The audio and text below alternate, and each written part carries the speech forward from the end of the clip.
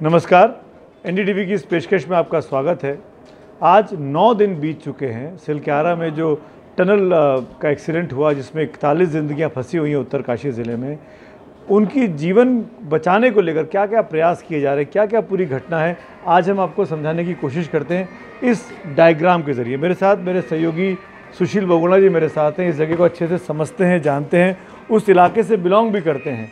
पूरा मामला समझेंगे कि आखिरकार दिवाली की सुबह उस दिन हुआ क्या और इन 9 दिनों में क्या क्या प्रयास किए गए। सुशील जी, क्या हुआ था? सबसे पहले तो ये समझाने की कोशिश करें। सुमित, दिवाली के दिन रविवार था। उस दिन सुबह रोज़ की तरह ये सभी मजदूर अपना सुरंग में काम कर रहे थे और नाइट शिफ्ट के बाद वापस लौट रहे थे। लौटते वक्त अधिकतर मजदूर वापस निकल गए थे। करीब 41 मजदूर जो हैं, पहले 40 वो संख्या बताई गई, बाद में 41 हुई वो अंदर फंस गए। जब तक वो बाहर निकलते तब तक पहाड़ में ऊपर की तरफ से इस सुरंग में मलबा गिरना शुरू हो गया। अब ये जो मलबा गिरा इसने इनका रास्ता रोक दिया, तो जो लोग बाहर निकल गए थे मॉर्निंग शिफ्ट करके वो निकल गए। ये 41 मजदूर अंदर फंस गए। अगर हम देखें कि ये फंसे कहाँ हैं, तो ये एक टनल है जिसको हम सिलक्यारा बड़कोट टनल बोलते हैं, सिलक्यारा डंडाल गाँव टनल बोलते हैं। ये टनल करीब 4.25 किलोमीटर लंबी है।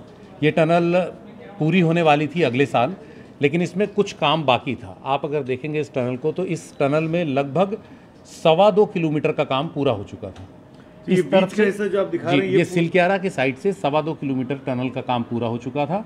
दूसरी बड़कोट वाली साइड से करीब 1.71 किलोमीटर काम पूरा हो चुका था। बस इतना काम बाकी था जिस पर मजदूर काम कर रहे थे। करीब 500 मीटर से कम जगह है।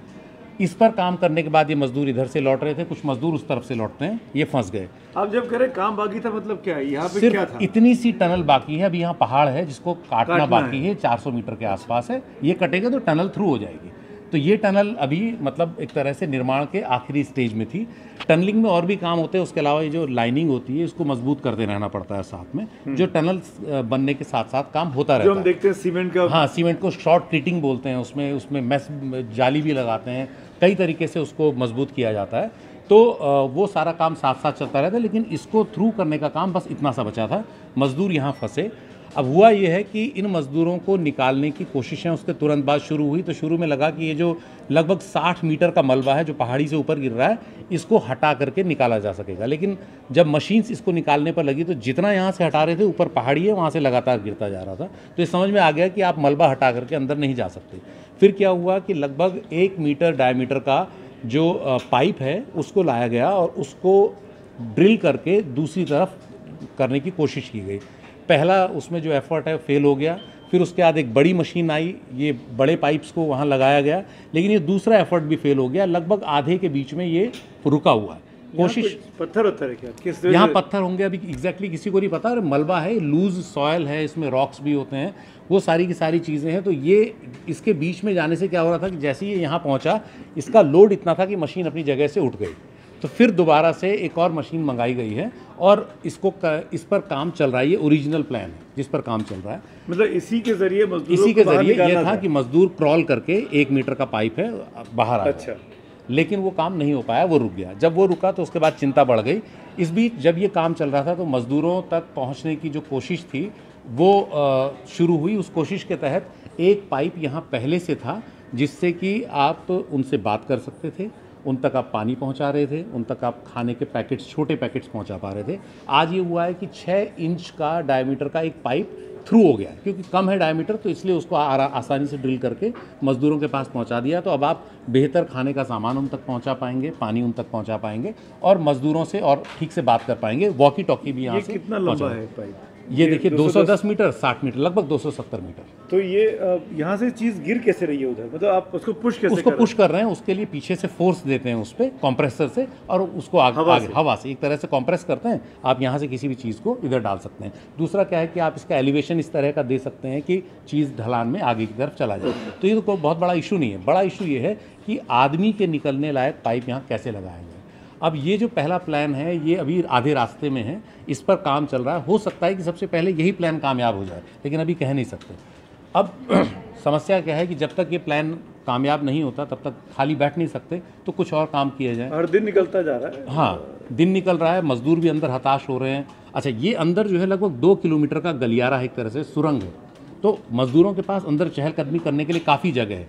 यहाँ अंदर बिजली भी है पहले से, क्योंकि जब आप टनल में काम करते हैं तो उस समय अंदर बगैर बिजली के काम नहीं कर सकते, इसलिए बिजली के वायर अंदर हैं, रोशनी का इंतज़ाम है अंदर, सनलाइट नहीं है, सनलाइट नहीं, और पानी का इंतज़ाम है, पानी भी है अंदर क्योंकि पाइपलाइन बिछा दी, तो पानी खाने की समस्या नहीं है, रोशनी की समस्या नहीं है।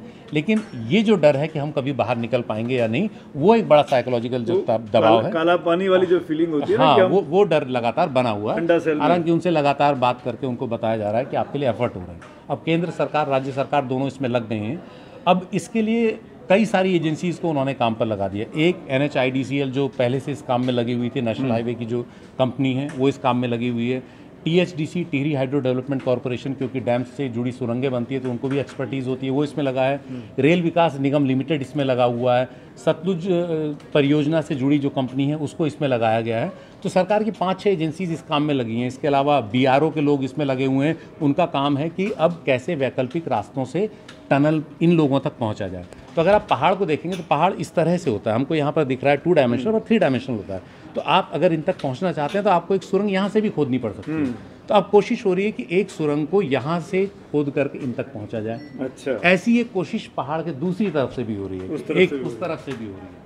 तो टनल से, ताकि अगर आप यहाँ से नहीं पहुँच पा रहे हैं तो आप यहाँ से पहुँच जाएं और छोटी टनल बनाएं जिससे कि आदमी बाहर निकल जाए। पहली जो काम है वो जान बचाने का।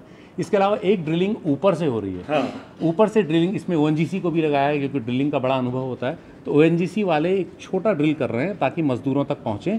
फिर उसके बाद फिजिबिलिटी देखी जाएगी कि क्या उसको बड़ा किया जा सकता है और मजदूरों को ऊपर से निकाला जा सकता है। ये भी एक कोशिश हो रही है। कुएं से किसी को निकालना। हाँ, बिल्कुल। तो उसी तरीके से निकालने की एक कोशिश यहाँ हो रही है। तो पहली कोशिश, दूसरी, तीसरी, चौथी, इस तरह 4 कोशिश हो रही हैं। 5वीं कोशिश इस साइड से हो रही है, बड़कोट वाली साइड से।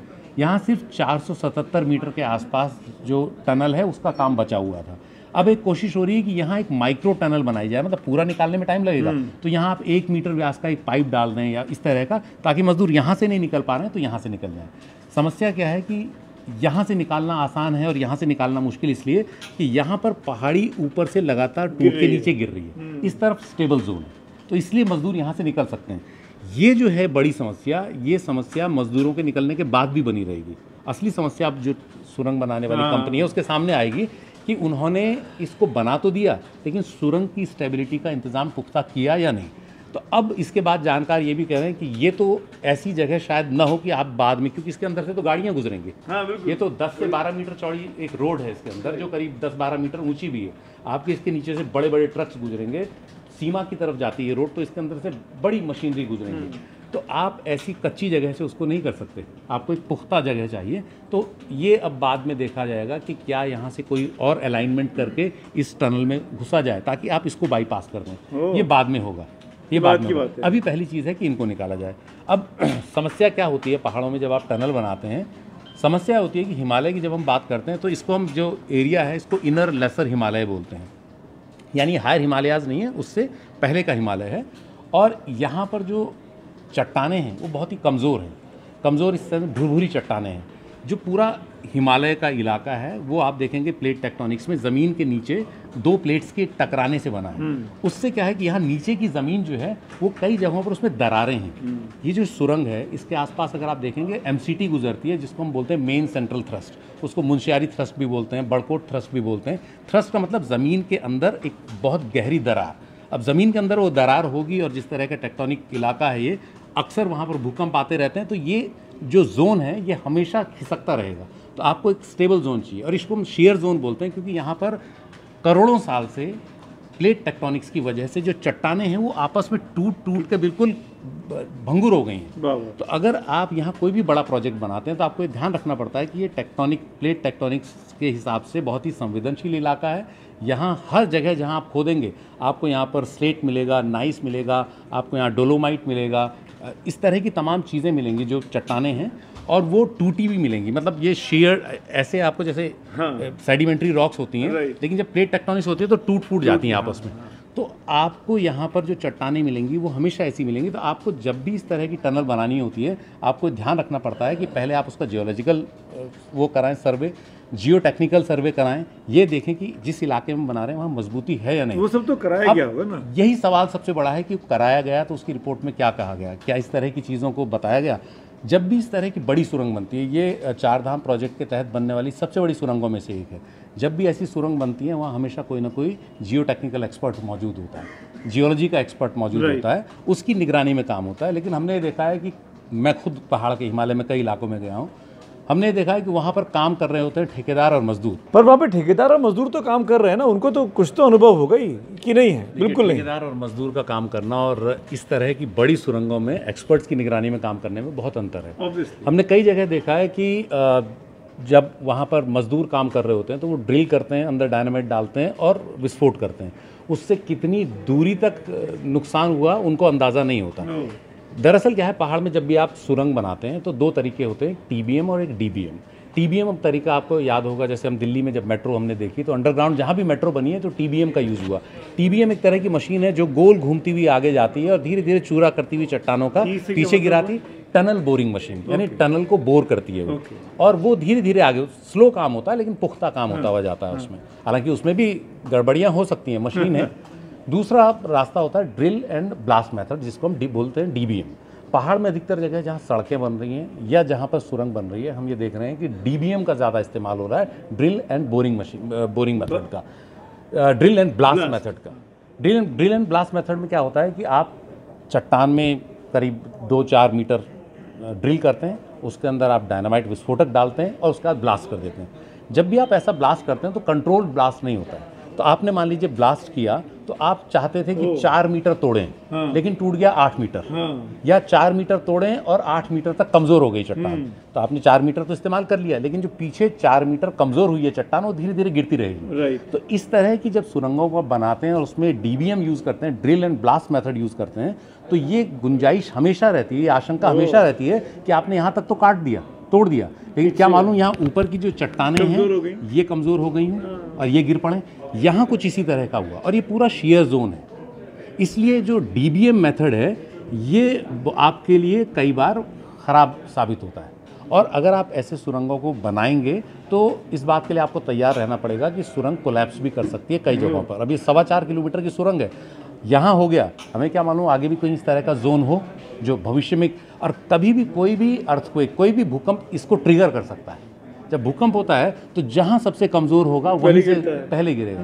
तो एक टनल अगर 4.25 किलोमीटर की है तो हमें ये भी हमें ये इंश्योर करना पड़ेगा कि इसके अंदर इस तरह का कोई जोन ना हो जहाँ की, इसीलिए इसको अंदर जो है मजबूत करते हुए जाते हैं, शॉर्ट क्रीटिंग करते हैं, यानी कि आप एक तरह से उसमें सीमेंट का स्प्रे करते हैं ताकि जो चीज़ गिर रही है वो रुक जाए।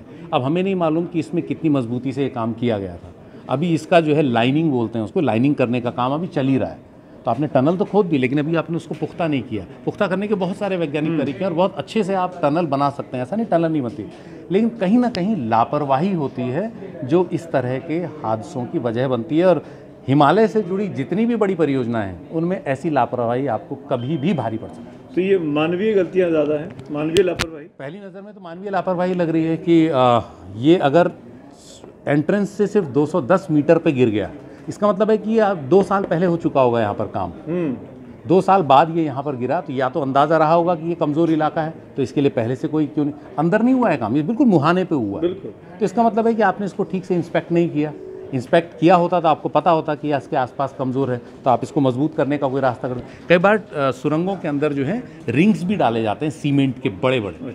जैसे जो आप देखेंगे रेलवे के लिए जो टनल बन रही हैं उत्तराखंड में ही, उसमें उस तरह के सॉलिड जो सीमेंट है, जैसे आप नाले के बड़े बड़े रिंग्स, उस तरह के रिंग्स आप डालते हैं। उनके टेक्निक अलग अलग टेक्नोलॉजी होती है उसको मजबूत करने के लिए, लेकिन अभी इसमें ऐसा कुछ काम हुआ नहीं था। और यही वजह है कि ये बड़ी आपदा आई और अब इन लोगों को निकालना आफत का काम बन गया है कि कैसे इनको निकालने। पहले इनको निकालना वो बड़ी चुनौती है और उसके बाद इस सुरंग को स्टेबलाइज करना ताकि भविष्य में ऐसी चीज़ ना हो, वो दूसरी बड़ी चुनौती होगी। और ये भी लग रहा है कि शायद इसका इस्तेमाल अब भविष्य में ना हो पाए, आपको बाईपास कोई दूसरा रास्ता इसमें निकालना पड़ेगा। एक सवाल और सुशील जी आपसे, वो ये कि मैं कहीं सुन रहा था, पढ़ रहा था कि एस्केप टनल भी बनाई जाती है। जो वर्कर्स काम कर रहे होते हैं अगर कभी मुसीबत में पड़ जाए, कुछ हो जाए, तो उसके रास्ते उनको निकाला जा सके। तो यहाँ पे एस्केप टनल नहीं था। ये अब आप सोचिए कि ये कितनी बड़ी लापरवाही है कि 4.25 किलोमीटर की टनल बन रही है, उसमें कोई एस्केप टनल नहीं है। स्किप टनल में कई बार क्या होता है कि बचाव कई बार क्या होता है कि जैसे ये एक मेन टनल है, इसके साथ में 2-3 टनल्स और होती हैं कि अगर मान लीजिए यहाँ कोई हादसा हो गया और एक स्किप टनल होती तो यहाँ से निकल आते। इस पूरी 4.25 किलोमीटर के गलियारे में पहाड़ के अंदर जो है कोई स्किप टनल नहीं है, अभी तक तो पता नहीं लगी, वरना पता लग जाता कि है। तो ये अपने आप में ये भी लापरवाही है, लापरवाही मानी जाएगी, वरना आपके यहाँ 41 लोग काम नहीं कर रहे होते, कई बार 500 लोग काम कर रहे होते हैं अंदर। वो तो अच्छा था कि उस दिन अधिकतर लोग निकल चुके थे और नाइट ड्यूटी थी, लोग थोड़े कम रहे होंगे, फिर दिवाली का दिन था, लोग छुट्टी पर थे, वरना यहाँ अगर फुल स्ट्रेंथ में लोग काम कर रहे होते तो शायद यह हादसा और ज़्यादा बड़ा दिखता हमको। हालांकि अभी हादसा इस सेंस में नहीं हुआ है कि लोग बचे हुए हैं, लोगों की जान बची है और उनको सुरक्षित निकाला जा सकता है, लेकिन ये जो है ये तो हादसा ही है। हिमालय पर होने वाला ये जो घाव है ये पलट कर हम ही पर आए। मान लीजिए टनल खुल गई होती, गाड़ियां चल रही होती, कोई आ रहा होता, तभी हादसा ये भविष्य में हो सकता है, कभी भविष्य में हो सकता है। देखिए हादसे कभी भी हो सकते हैं, लेकिन आप लापरवाही न बरतें, अपनी तरफ से उनको कम करने के लिए जितनी कोशिश कर सकते हैं वो तो करनी चाहिए। तो वो यहाँ पर कहीं कुछ कमी दिखी है उसमें। बहुत अच्छे से आपने समझाया सुशील जी, मेरे ख्याल से दर्शकों को भी मैक्सिमम चीज़ें समझ में आई होंगी इस डायग्राम के जरिए। हालांकि 2D में है, पूरी कोशिश की गई। आप बताया कि ये तो चल ही रहा है रेस्क्यू ऑपरेशन, एक ऊपर से चल रहा है, कोशिश हो रही है, एक सामने से होगी, एक इसके पीछे से होगी, एक इस तरफ से हो रही है। तो 5 प्रयास किए जा रहे हैं किसी भी तरीके से इन 41 जो मजदूर वहाँ फंसे हुए श्रमिक भाई, इनको सुरक्षित वहाँ से बाहर निकाला जा सके। 9वां दिन है आज, उम्मीद करनी चाहिए कि जितनी जल्दी हो ये इस संकट से बाहर निकलें और हम इन सबको बचाने में कामयाब हो जाएं। Thanks for watching. Thank you Sushil.